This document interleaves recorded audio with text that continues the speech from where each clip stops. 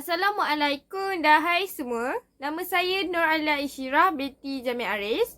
Nombor matrik saya 01DTK 20L1014. Saya dari kelas DTK 2A.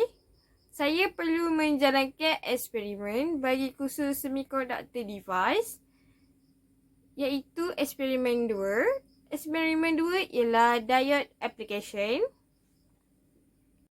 Saya menggunakan komponen dan peralatan seperti protoboard, bateri 9V, bateri snap, jumper wire, LED, diode IN4001, resistor 100 ohm dan multimeter.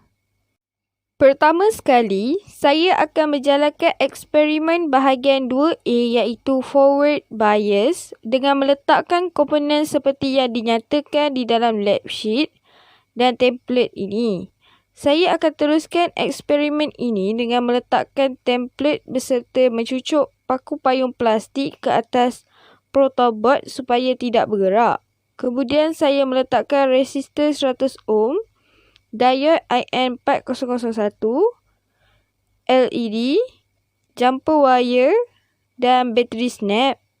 Saya akan melakukan zero adjustment sebelum mengukur pada multimeter. Kemudian, saya akan menukar range kepada 10 di bahagian DCV.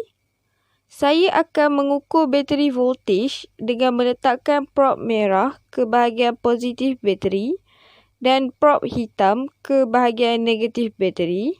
Nilai yang saya dapat ialah 9V. Kedua, saya akan mengukur diode voltage. Saya melakukan zero adjustment terlebih dahulu. Setelah selesai, saya akan mengubah range kepada 10 di bahagian DCV pada multimeter. Saya mencantumkan bateri snap dan bateri.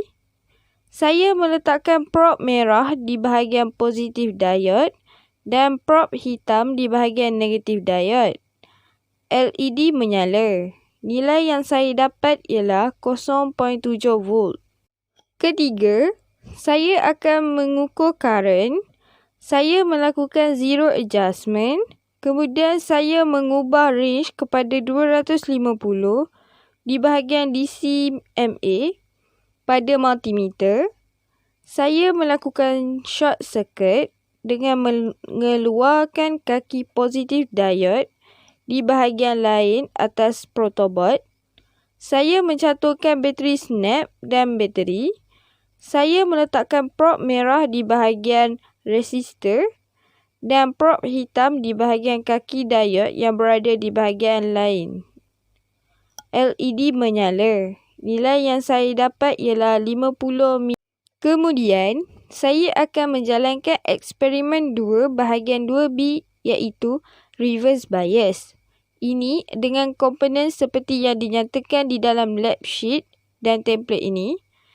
Sama seperti bahagian 2A, pada bahagian 2B ini juga saya akan meletakkan template di atas protoboard bersama komponen yang lain. Perbezaan kali ini ialah saya meletakkan diode secara terbalik berbanding eksperimen 2 bahagian 2A tadi. Saya akan melakukan zero adjustment sebelum mengukur pada multimeter. Kemudian, saya akan menukar range kepada 10 di bahagian DCV. Saya akan mengukur bateri voltage dengan meletakkan probe merah ke bahagian positif bateri dan probe hitam ke bahagian negatif bateri. Nilai yang saya dapat ialah 9V. Seterusnya, saya akan mengukur diode voltage. Saya melakukan zero adjustment terlebih dahulu. Setelah selesai, saya akan mengubah range kepada 10 di bahagian DCV pada multimeter.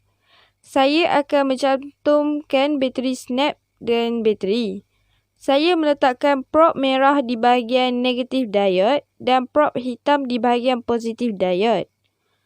LED menyala dengan malap. Nilai yang saya dapat ialah 7.4V. Akhir sekali, saya akan mengukur current. Saya melakukan zero adjustment, kemudian saya melakukan short circuit dengan mengeluarkan kaki positif diode di bahagian lain atas protoboard. Saya mencaturkan bateri snap dan bateri. Saya mengubah range kepada 250 di bahagian DCMA pada multimeter.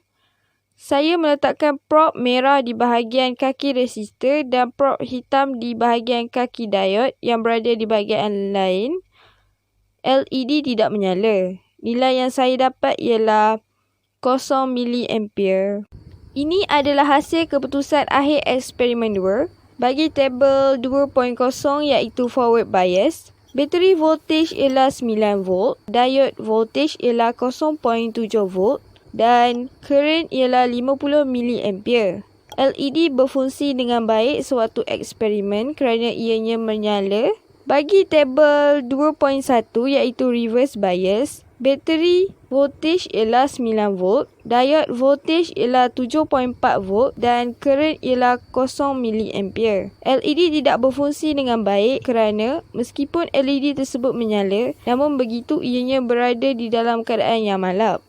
Apa yang saya fahami sewaktu menjalankan eksperimen ini ialah cara mengendalikan dan mengukur voltage diode serta current. Saya juga dapat mengetahui keadaan LED sewaktu eksperimen dijalankan. Sekian daripada saya.